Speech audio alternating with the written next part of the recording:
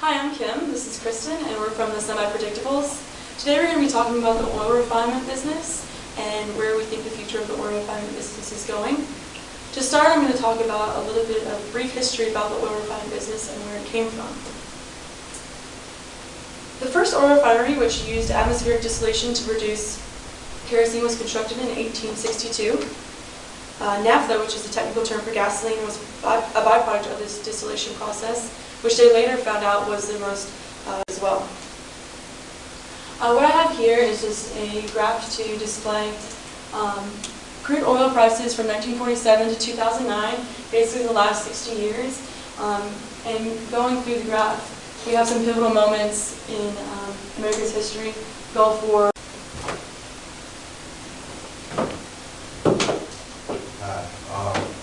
Like she said, I'm Jacques, and I'm here to just briefly discuss some of the four aspects of social cultural changes. The first one is values. Oil is our most important raw material. It is also a natural resource, which is useful for many things, as in asphalt, kerosene, and also gasoline. The second aspect is the beliefs. We are on our way to peak oil. Some may say we have already passed this, and at the fast consumption rate we're using, oil can be depleted in no time. We need to explore new oil reserves. Oil can be found in the Arctic, but this is too expensive to excavate. By reaching new sources, we can continue to supply the world because scarcity is our major concern. All right, now I'm going to talk about the third. Now I'm going to talk about the lifestyle of population. We are using oil excessively and wastefully. We need to find ways to preserve it and also find new ways of alternative energy. Because the energy crisis is here and it is also real. With the expected population growth between the two most populated nations, China and India, they will be demanding a lot more oil, and we will have to find ways to supply them, supply with the increasing demand. So now I'm going to hand it off to Tyler to talk about technology.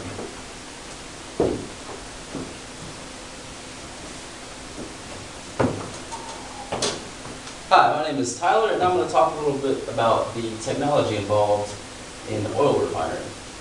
Now, according to API's Technology Vision for 2020, which is basically just a report on technology in the refining industry for the next decade or so, they forecasted that the petroleum industry will be the future of the future, will be environmentally sound and energy efficient.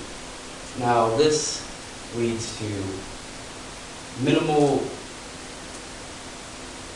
inventory and a basically simpler way to operate. Over the long term, this means that things will be more sustainable and more profitable. Now, to improve energy and process efficiency, the industry will basically strive to use cost-effective technology with a lower energy intensity. And now I'm going to talk to you a little bit about some of these technologies that we can use for lower energy intensity. Now, as you know, the refineries are very complex, and they have many interlinking systems going on in them. There's light sweet crude, and there's the heavy sour crude, and these are two very different types of oil.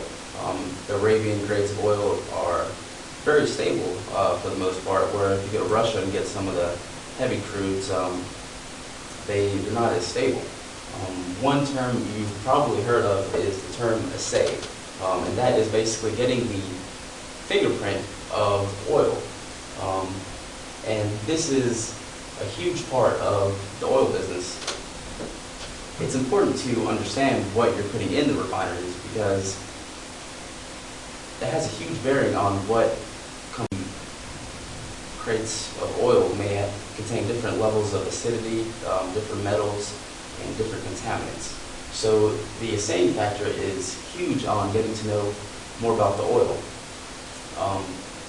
Now, this may not be a problem anymore because in the future, instead of taking 6 weeks for this process, it'll go down to 30 seconds, which will be a remarkable difference. That means the same will be 100,000 times faster than it is now. And this basically allows you to plan the management of the crude processing more efficiently, productively, and it's cheaper. This will be a huge general efficient upgrade for any refinery. Now, I'm going to talk about the bigger picture of technology, which is really what you need to understand when you're focusing on the technology aspect of the refineries.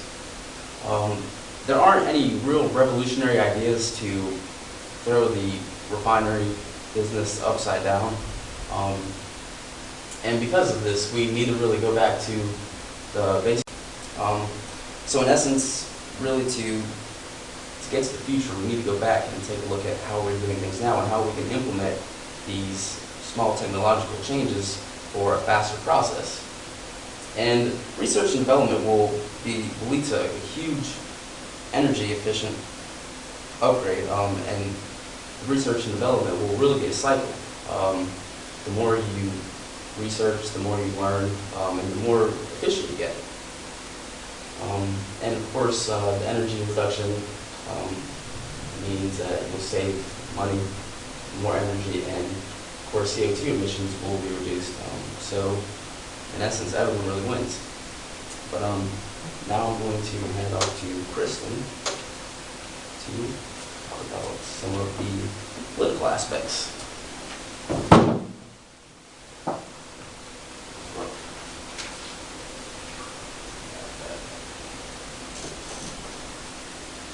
A big issue nowadays with the government is keeping oil refinery from polluting the air. As the Clean Air Act amendments that were made in the 1970s, they have helped tremendously with the amounts of death that occur nowadays with pollution issues. Within 10 years, they expect their continuing pressure on these policies to further reduce the amount of deaths due to pollution, all the toxins and everything that goes in the air through the refinery. Also developing ways to break down and test for toxic chemicals through the refinery process, such as all the heating, the residue from that.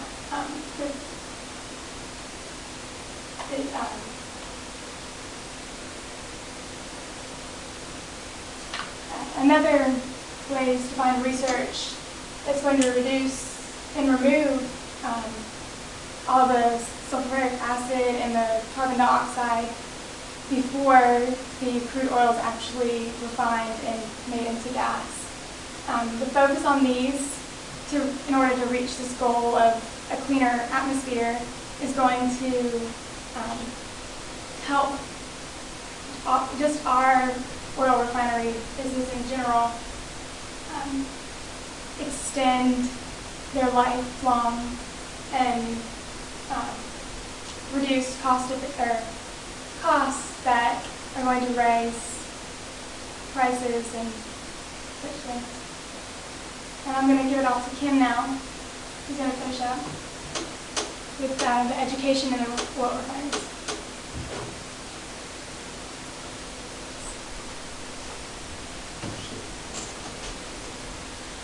Prepare to re-educate. Don't expect any radical changes in the oil refinery process. There's not a lot of innovation to be had in the oil refinery process other than finding new avenues like in different types of energy. But gas is always going to be around. You're always going to need it. So we need to brace our workforce for a new era of logistics. This will pertain to using existing assets and hardware more proficiently.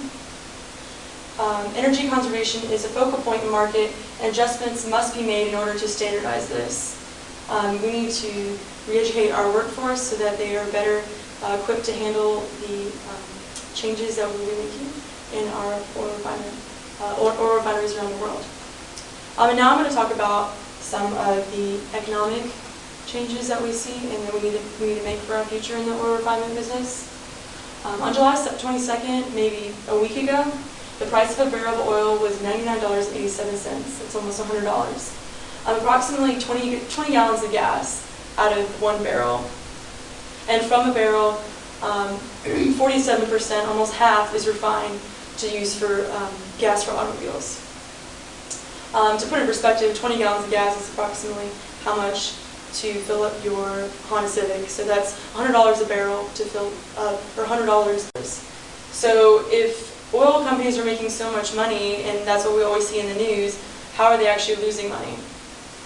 Well, if the real money isn't really in gasoline, why do we spend so much time marketing, and why is it always on the news that oil companies are making so much money? Well, the answer is gasoline is actually a hazardous byproduct that comes from the distillation process that you can't avoid. It's actually hazardous waste.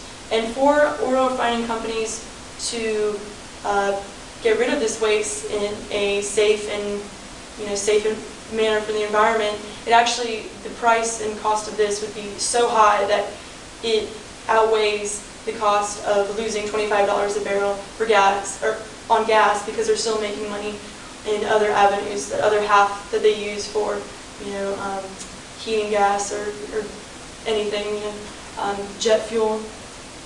When you think of other options to help our economic future, alternative forms of energy are inevitable. We can't get around that. What we really need to do is we need to learn to act more socially and ethically responsible for our society and for our environment globally.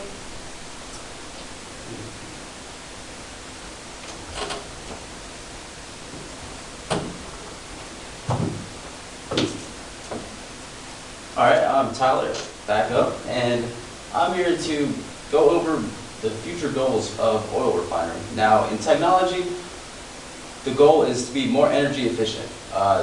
We can basically do this by implementing small changes in technology and basically find huge returns in this on many levels. On the economics perspective, we need to stop losing money on the gasoline, because there's not a lot of money in the actual gasoline for us coming from the oil. And we can do this by improving the research and development collaboration with other companies and basically improve oil usage and, once again, energy efficiency. Now, on the socio-cultural end, we really need to meet the demands of globalization, because everyone in the globe is expanding. More people are being added to the population every year, and thus oil consumption is rising. So we can really do this by focusing on new oil reserves and distributing them more efficiently now in a much safer level.